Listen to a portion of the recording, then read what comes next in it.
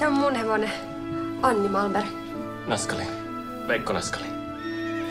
Ja meillä on yhtäkkiä joku tukkijätkä joulupöydässä. Ja sinä annat ymmärtää, että meidän pitäisi ottaa hänet vakavasti. Mikä se on sinun varallisuustilanteesi? Mulla on semmonen maatila. Se ei ole mikään maatila. Se on pelkkä valtion lohdutuspalkinto läpiammutuille. Oliko tässä joku probleemi? Minä käyn tästä sitten vaan pakkaamassa ja sitten me lähdetään, Veikko.